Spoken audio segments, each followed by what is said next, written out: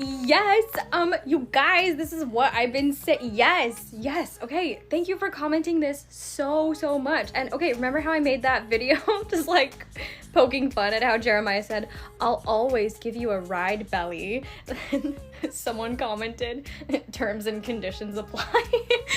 Yeah, except when he's angry with her, then he can't be bothered to even just like find her on campus.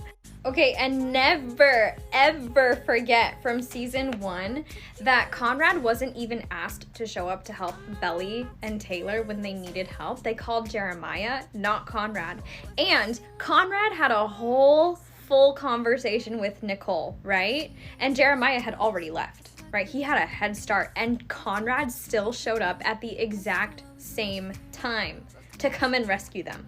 Like, if you go back and look, both of those cars arrived at precisely the same time. How did he do that?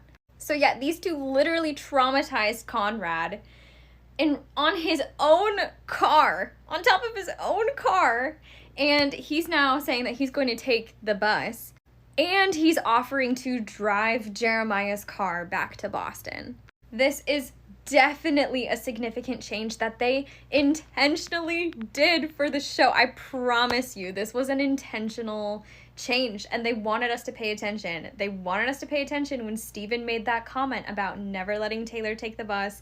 They wanted us to notice when Jeremiah was too prideful to even like communicate with Belly and like just even go meet up with her on campus, and he was so salty about her waking up at like the crack of dawn to get on a bus to come and help him.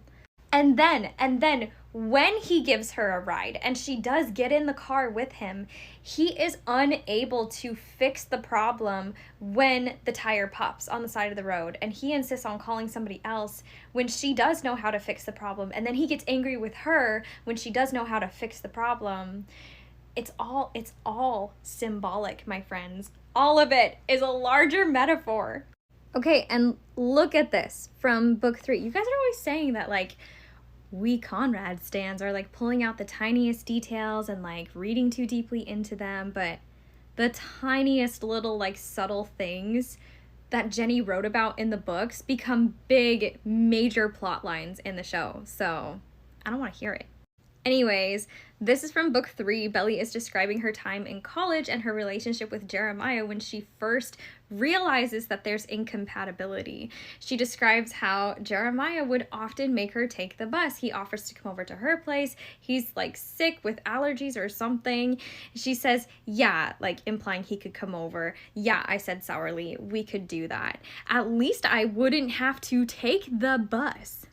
But, she thinks to herself, I would have to go to the hall bathroom and get a roll of toilet paper because Jillian would be pissed if Jeremiah used all her Kleenex again. She's describing a pattern with Jeremiah, and that is that he's incredibly inconsiderate, makes messes, makes other people suffer the consequences for his inconsiderate nature.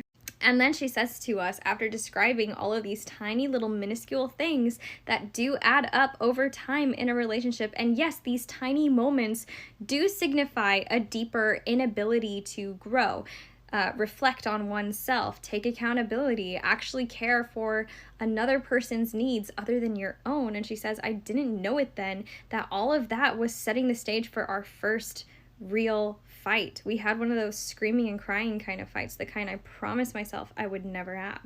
And this is, of course, their first fight, the same fight that 5 minutes into it, Jeremiah couldn't handle taking any accountability or apologizing to Belly when he was making her feel bad, and he kept taking condescending digs at her, implying that, oh, well, are you just jealous? Oh, do you just feel neglected? And then doing nothing to, like, comfort her, even if she did feel that way.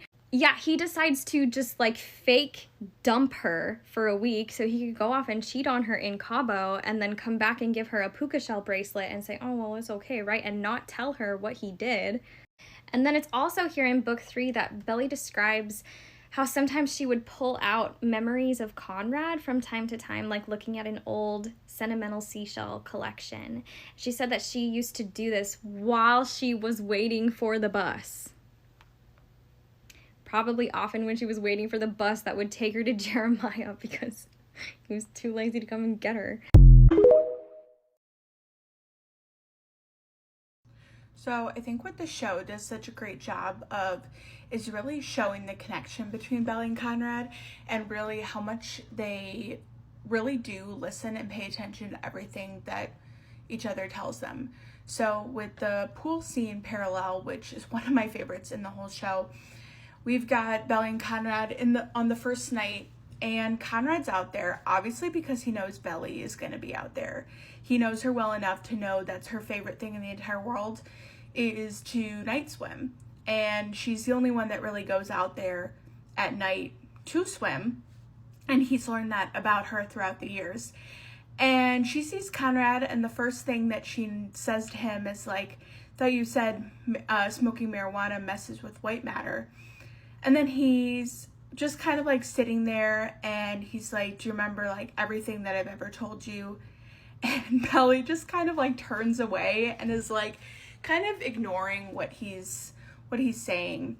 And then with the second part of the parallel, Conrad's comes out there while Belly is swimming, and Conrad says to her, like, "Do you still pretend you're in the Olympics?" Because it was something that she used to do as a kid, is swim so much and pretend that she was like huge swimmer in the Olympics. And knowing that he remembered that all these years just shows that like he's paying attention a lot more than people think.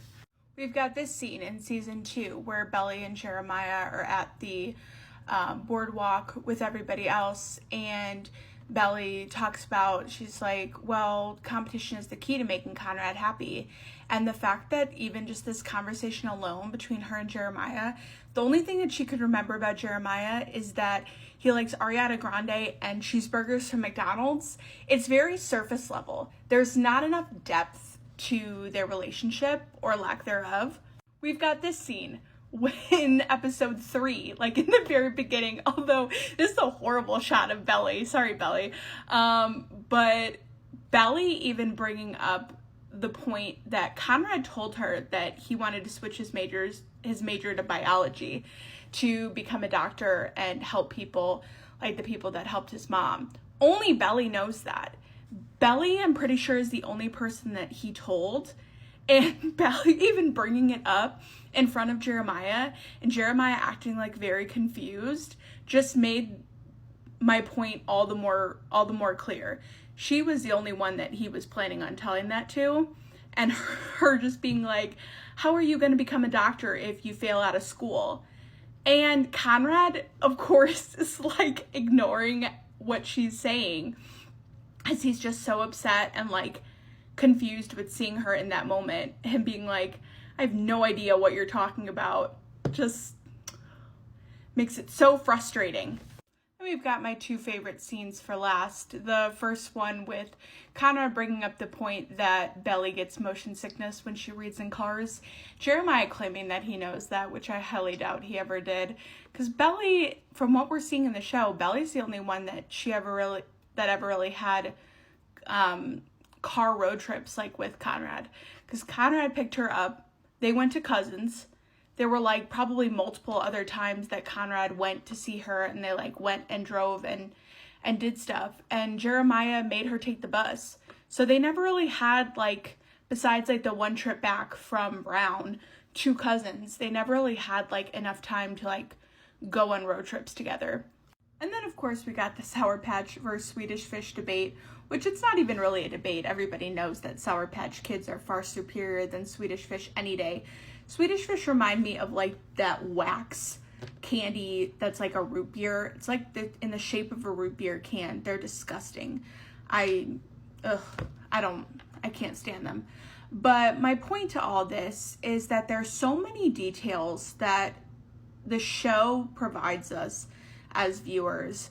Just seeing how much Belly pays attention to Conrad, and how Conrad pays attention to Belly, and how it's brought up multiple times throughout the 2 seasons, and just showing like where they reference back to. It's so fun when you notice the tiny little details that only each other would really remember. Like Conrad remembering that Belly was in the or that wanted to be in the Olympics, or pretended that she was in the Olympics swimming. The Sour Patch Kids, like there's probably a plethora of other ones.